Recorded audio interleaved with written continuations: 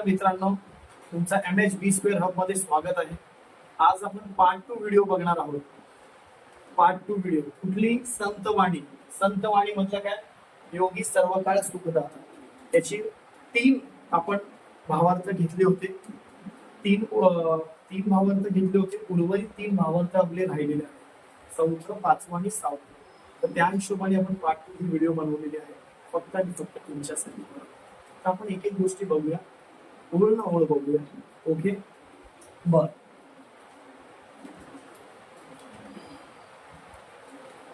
तर बाळांनो, इथे भावार्थ चौथ्याचे मी तुम्हाला काही शब्दार्थ दिलेले. उदक म्हणजे पाणी, म्हणजे जल, नॉर्मल आपण जे पाणी पितो ते, किंवा आपण पाणी बघतो. मधुरता म्हणजे गोडवा. कधी कधी आपले घरचे बोलतात अरे तोंडामध्ये गोडवा ठेव, ती मधुरता. कधी कधी आपण उत्तम बोलतो, उत्तम ऐकतो. आज तुम्ही उत्तम बघताय पण ते ऐकता पण आहे, तीच मधुरता, ती गोडवा. रसना. रसना म्हणजे मेडिकल मध्ये भेटणार ते रसना नाही, तुम्ही ते समजा. रसना म्हणजे जीभ, म्हणजे जिभेची चटक. हे जिभेला चटक असते, ज्याच्यामुळे आंबट, गोड, कडू हे सगळं त्याला रसना म्हणते. त्याच्यानंतर नैमुळता. निवगिता म्हणजे आनंद होतो, बरोबर. त्याचप्रमाणे सर्वेंद्रिय. सर्वेंद्रिय मध्ये शरीरातील 5 इंद्रिय. 5 इंद्रिय कान, नाक, तोंड, जीभ, त्यानंतर आपले डोळे आणि स्पर्श, जे स्किन म्हणतो आपण, त्वचा, हिला स्पर्श करतो. हे म्हणजे गाईस, हे आपले असे पंचेंद्रिय आहे की हे आपल्याला जाणवतात. हे संवाद म्हणजे आपल्याला बोलतात ना, स्पर्श, रूप, रस, गंध. म्हणजे आपल्याला बाहेरच्या गोष्टी न बघता पण आपण ह्या गोष्टीतून जाणू शकतो, असे इंद्रिय हे आपली इंद्रिय आहे, बरोबर आहे. बर, मग आता आपण पुढे जाऊन एक चौथा भावार्थ बघूया. चौथा भावार्थ आहे गाईस, नीट आहे का? उदकाची जी मधुरता, उदकाची जी मधुरता ते रसनेची तत्वता. उदकाची जी मधुरता ते रसनेची तत्वता. योगियांचे गोडपणा पाहता, योगियांचे गोडपणा पाहता वय निमित्त सर्वेंद्रिय, वय निमित्त सर्वेंद्रिय. आज गाईस त्याच्याबद्दल तुम्ही सांगणारच आहे. ही संत एकनाथ महाराजांची म्हणजे सांगितलेली त्यांची तत्व आहे. त्यांनी सांगितलं होतं पाणी आणि पुरुष किंवा पाणी यांचा तालमेल किंवा यांची तुलना या कवितेमध्ये, संतवाणीमध्ये केलेली आहे. तर आज 6 जून आहे. आज छत्रपती शिवाजी महाराजांचा राज्याभिषेक आहे. त्याबद्दल आपण त्यांना अभिवंदना देऊया आणि मग आपण पुढे सविस्तर. आता इतिहास, महाराजांचा इतिहास फार म्हणजे माझ्या शब्दातून पूर्ण होईल इतपत नाहीये. तो खूप मोठा आहे, आपल्या विचारांच्या पलीकडे आहे, समुद्रा पलीकडे आहे. मग मी त्या गोष्टीसाठी त्यांचा आदर सन्मान म्हणून आपण 2 मिनिटं त्यांना मानवंदना दिली पाहिजे मनापासून. आणि तत्पूर्वी मी आता या गोष्टीचं जे भावार्थ मी सांगितले त्याच्याबद्दल मी तुम्हाला सांगतो, ठीक आहे. बर, उदकाची जे मधुरता, बरोबर आहे. आता महाराजांनी सांगितलं, महाराज म्हणजे कोण? संत एकनाथ महाराज. ते काय छोटे व्यक्ती नव्हते, ते संत आहे. संतांची जी परंपरा आहे किंवा संत हे पद बहाल करण्यासाठी बरेचसे पराकष्ट करावे लागतात. त्या देवाला कसं आपल्याला बोलतात ना, देवाच्या आचरणात जावं लागतं, देवाचं व्हावं लागतं, एकरूप व्हावं लागतं, तेव्हा ते संत पद बहाल होतं, बरोबर आहे. बर, त्याच्यामध्ये संत एकनाथ महाराज आपल्याला सांगतात की पाण्यापेक्षाही पुरुषाचं श्रेष्ठत्व भरपूर आहे, बरोबर आहे. बर, जर पाण्याचा गोडवा जो आहे, पाण्याचा जो गोडवा आहे म्हणजे पाण्याला कुठलीही चव नाही आहे, पण पाण्याचा जो गोडवा आहे तो केवळ कोणाला कळतो? या रसनेला कळतो. रसनेला म्हणजे जिभेला कळतो. पाण्याचा जो गोडवा आहे तो जिभेलाच कळतो बाळांनो. आणि तो कुठपर्यंत मर्यादित आहे? त्या जिभेपर्यंतच मर्यादित आहे, बरोबर आहे का? पाण्याचा जो गोडवा आहे तो कुठपर्यंत कळतो? त्या जिभेपर्यंतच मर्यादित आहे, त्या जिभेलाच कळतो. परंतु जर तुम्ही योगियांच्या म्हणजे संतांच्या संवासात जर राहिला, बरोबर आहे, त्यांचे संवास लाभल्यानंतर त्यांच्या आचरणात जर तुम्ही लावलं राहिले तर तुमचे सर्व पंचेंद्रिय आत्मिक संतुष्टीने परिपूर्ण होतात. आत्मिक संतुष्ट वा देवाबद्दल काय केलं आहे. माणूस स्वतःला परमार्थाचं बोलतात ना, परमार्थाचे भजन त्याचे कैसे कळे नाही का. त्याचप्रमाणे म्हणजे ते आहे, आता मला एक्झॅक्टली ते आठवत नाही, पण म्हणजे परमार्थाचा जो संवाद आहे ना तो चिरकालीन आहे. चिरकालीन इन द सेन्स फॉरेव्हर आहे, तो एंडलेस आहे. ओके, असं कोण म्हणताय संत एकनाथ महाराज म्हणतात. म्हणजे इंद्रिय तुमचे इंद्रियांच्या संवासात राहिल्यावर तुमचे इंद्रिय संतुष्ट होतात रे, संतुष्ट होतात. आणि जी मनामध्ये कटुता आहे ना, एकाबद्दल द्वेष मीपणा असतो ना मनुष्यामध्ये, स्टबन असतात, काय का हट्टी असतात, ह्या गोष्टीचे कटुपणा आहे ना नष्ट. तो मनुष्य म्हणून परमार्थाच्या मार्गावर असल्यावर त्याचा अहंकार मीपणा हा नाहीसा होतो आणि नाहीसा होतो. आणि त्याला एक आंतरिक समाधान, त्याला कुठलाही प्रकारचा गर्व नसतो, त्याला कुठल्याही प्रकारचा अहंकार नसतो, त्याला कुठल्याही प्रकारची श्रीमंती नसते, त्याला आत्मिक श्रीमंती असते. त्याला कोणी कितीही चिडव. आजच्या डेटमध्ये मुलं, तुम्ही डिप्रेशन मध्ये आहात, आज तुम्हाला कोणी चिडवलं काय बोललं तर काही मुलं रॅगिंगच्या कारणामुळे आत्महत्या करतात. पण अरे बोललेले जे पण क्षण आपल्याला कोणी काही वाईट बोललं तर ते आपल्याला बोललं हे जेव्हा तू स्वीकारतो तर आपल्याला बोललं ना. तू घेऊच नको, ऐकूच नको. तुझे इंद्रिय देवाकडेच ठेव. देवाला बोल, याला दाखवून दे, दाखवणार तू. वेळ आल्यावर सॉरी बोलेल. एवढी तुमचं सामर्थ्य असलं पाहिजे. अरे दाटून उभं राहिलं पाहिजे, घाबरायचं नाही, धैर्याने उभं राहायचं. आपण काय असे आहेत का, आपण कधीच आयुष्यात डगमगणार नाही. शाळेमध्ये हेच होतं, शाळेमध्ये तुमचे सगळे मुलं एकत्रित येतात, कोणतरी डिचवळतो, काही ना काही बोलतो, असं वाटतं नको नकोशी वाटते मला ही शाळा, मला किती हे करतात.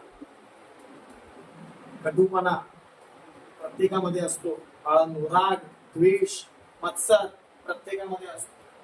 पण तो नाहीसा करण्याचा कार्य हे योगी म्हणजे संत सद्गुरु, बरोबर आहे. म्हणून त्यांच्या संवासात राहिल्याने आपल्याला चिरकाळ असणारे, चिरकाळ फॉरेव्हर एंडलेस असं समाधान आपल्याला मिळत असतं. कळलं बाळांनो? भावार्थ 5वा बघणार आहोत आपण.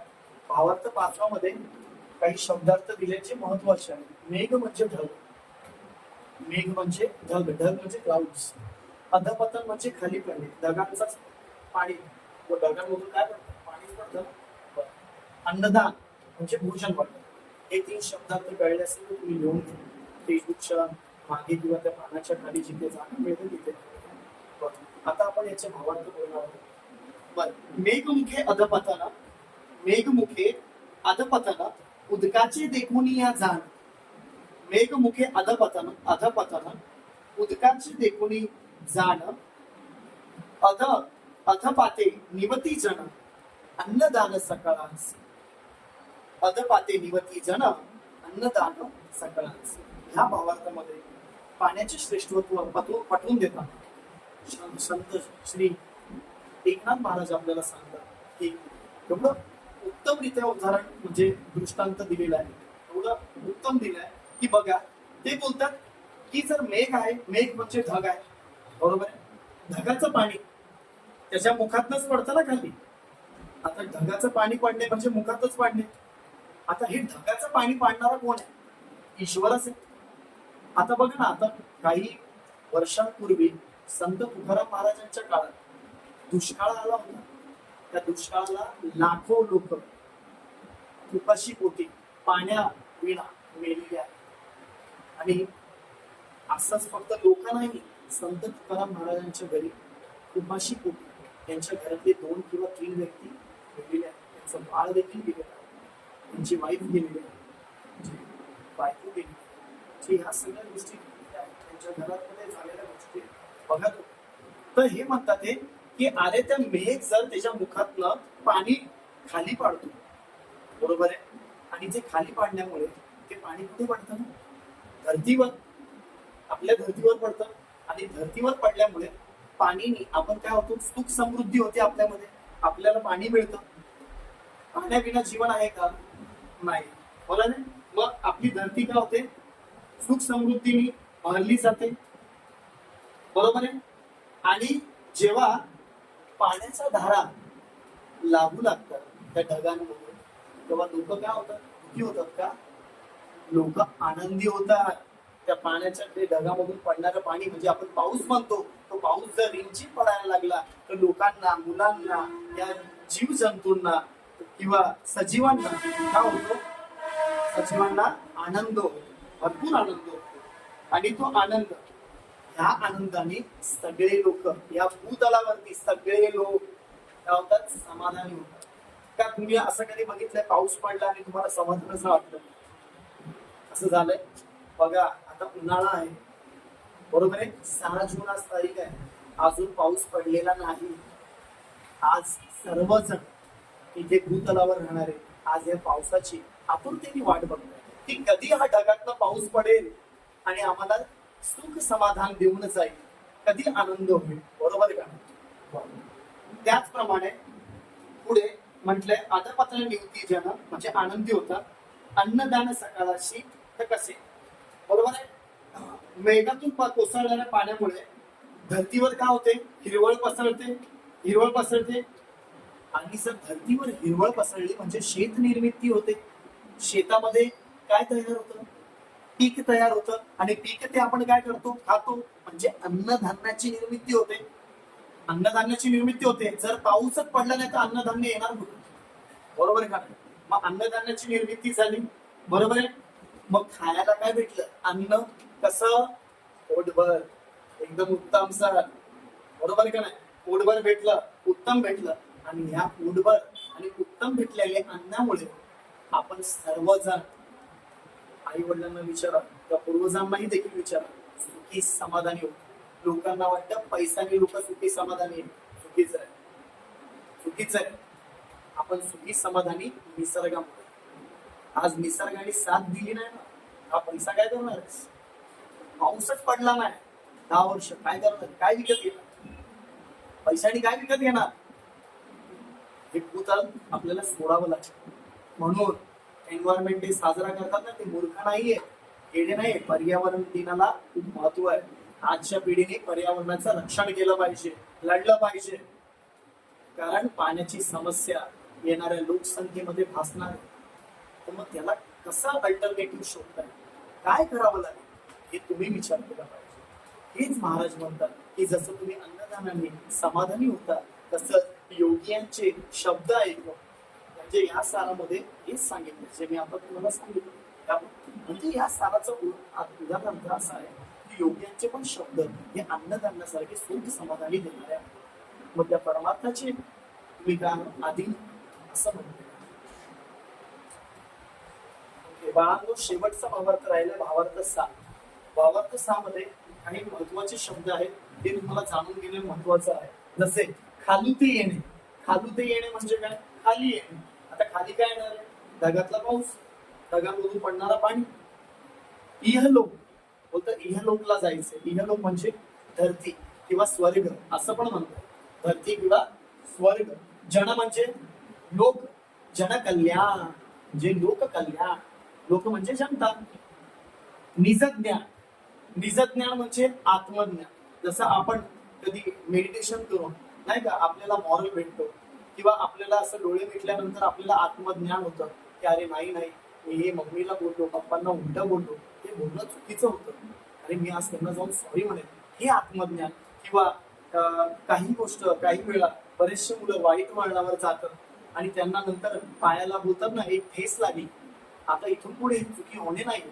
हे आत्मज्ञान म्हणजे वाईटावरून चांगलं गोष्टीचं ज्ञान होणे किंवा चांगल्या गोष्टीमध्ये चांगला सार घेणे, तो त्याला म्हणतात आत्मज्ञान. बरोबर आहे. आणि नॉर्मली 90% आत्मज्ञान केव्हा होत माहिती आहे? जेव्हा परमेश्वराच्या जवळ जातो मनुष्य, हे जर आचरण करतो तेव्हा. उद्धार करणे, भले किंवा कल्याण करणे. बरोबर आहे. एवढे मी शब्दार्थ तुम्हाला सांगितले, हे तुम्ही ऐकून घ्या आणि हे पाठ करून घ्या. बाबा खूप महत्वाचे आहे. त्याच्याशिवाय तुम्ही भावार्थ लिहू शकत नाही.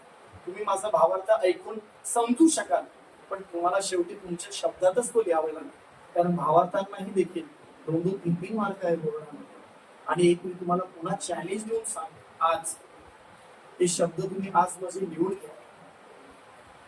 अंकिला मी दास तुसा, आणि दुसरं म्हणजे योगी सर्व सुखदाता. ही यांचे क्वेश्चन आन्सर्स, स्वाध्याय कृती किंवा दिलेले भावार्थ आणि कविते संबंधी, म्हणजे त्याला आपण ऍप्रिशिएशन म्हणतो, ऍप्रिशिएशन, हे एवढं उत्तम करा ना गाईस, एवढं उत्तम करा. हे 2 पोएम्स आहे ना तुम्हाला कधी 8 मार्क देऊन जातील. चॅलेंज देतो गाईस, बोर्डामध्ये तुम्हाला हे 8 मार्क देऊन जातील. आज तुम्हाला माझे शब्द येणाऱ्या काळामध्ये लक्षात राहतील, हे लिहून घ्या गाईस. ओके, चला आता आपण शेवटचा भावार्थ बघणार आहोत. ठीक आहे. तैसे योगी यांचे खालुते येणे, जे इहलोकी जन्म पावले. तैसे योग्यांसी खालुते येणे, जे इहलोकी जन्म पावणे. जननिववी श्रवण कीर्तने, जननिववी श्रवण कीर्तने, निज ज्ञाने उद्धारी. म्हणजे आपण याच्या अगोदर बोललो होतो की पाऊस पडल्याने किंवा ढगातनं पाणी पडल्याने सर्वांना आनंद होतो, सुख मिळते. त्याच्यानंतर धरती पूर्ण बोलते ना हिरवळ होते, ग्रीनरी होते, पूर्ण व्हेजिटेशन ग्रीन होतं. त्याच्यानंतर अन्नधान्य मिळतं. त्या अन्नधान्याने आपल्याला काय मिळतं, सुख समाधान मिळतं. पण सुख जसं सुख समाधान आपल्याला मिळतं, त्याचप्रमाणे योगी पुरुष ही सुद्धा इहलोकात जन्म घेतात. इहलोकात जन्म घेतात म्हणजे कुठे, या धर्तीवर. आणि ते धर्तीवर जेव्हा जन्म घेतात तेव्हा असं वाटतं की स्वर्ग लोकातून जणू काही खाली येतात, हे धर्तीवर जन्म घेतात आणि आपल्याला आत्मज्ञान देतात. मग आत्मज्ञान कसं देतात, लोकांचा उद्धार करून, मग श्रवण देऊन, कीर्तने करून, लोकांना घरोघरी जाऊन आत्मज्ञान देऊन. अशाने त्यांचं काय होतं, उद्धार होतो, भलं होतं, कल्याण होतं. आणि हे सर्व करताना लोक सुख आणि समाधानाच्या वाटेवर असतं आणि त्यांना आत्मिक समाधान असं भेटतं. केव्हा, श्रवण, मनन आणि निजध्यास, हे तिन्ही गोष्ट. आता मला सांगा, श्रवण करणे म्हणजे आता मी तुमच्याशी बोलतो, मी तुम्हाला चांगल्या गोष्टी सांगतो, तुम्ही हे ऐकताय म्हणजे काय करताय, श्रवण करताय. बरोबर आहे. आता हे मी श्रवण तुम्हाला सांगितलं, तुम्ही याचा विचार करणार, कशामध्ये करणार, बुद्धीने विचार करणार. कुठे घेणार, मनावर घेणार. श्रवण, मनन, निजध्यास म्हणजे काय, त्याचप्रमाणे सांगणार. म्हणजे मी श्रवण ऐकलं, मनन केलं, त्याचप्रमाणे मी ध्यास चालू केलं, म्हणजे मी तसाच पाहिजे. त्याच्याने मला काय मिळेल, समाधान. असं आपल्याला संत श्री एकनाथ महाराजांनी या भावार्थातून सांगितलं आहे. आणि या प्रकारे काहीच मला असं वाटतं की मी 5च्या भावार्थ तुम्हाला उत्तमरित्या समजवलेले आहे. आणि तुम्हाला जर काही अडचण असेल तर तुम्ही कमेंट्स करून मला सांगू शकता. आणि गाईज, हे दिलेले शब्दार्थ सर्व पाठ करावे आणि शब्दार्थांचं दिलेली ओळ तुमच्या शब्दात घेऊन ते पुन्हा वाचून घ्यावे, म्हणजे तुमचा एक प्रकारे निजध्यास होईल. आणि जेव्हा भावार्थ विचारलं जाईल तेव्हा तुम्ही आपल्या शब्दांमध्ये मांडू शकाल. बरोबर बाळांनो. आणखी जर माझ्याकडून तुम्हाला शिकवताना कुठलाही अर्वाच्य शब्द किंवा काही असं काही म्हटलं गेलं असेल की जे चुकीचं असेल किंवा अव्यवस्थित आहे, तर त्या गोष्टीसाठी मी समक्ष आहे. याच्या अगोदरचा मी जॉमेट्रीचा पण व्हिडिओ बनवला, त्यामध्ये मी हे बोलायला विसरलो, त्यासाठी मी समक्ष आहे. तर गाईस, मला समजून घ्या, तुम्हीही समजा, आणि काय चुकीचं असेल तर मलाही कळवा, जेणेकरून मी माझ्यामध्ये बदल करू शकेन. कारण ही संधी तुम्हीच मला दिलेली आहे. ओके बाळांनो. तर मी आता माझा हा जो शिकवलेली गोष्ट जी पण भावार्थ आहे ते मनावर घ्या, पुन्हा बघा. ओके. आणि समजून घ्या. काही चुकलं असेल तर समक्ष पुन्हा एकदा. जय हिंद, जय महाराष्ट्र.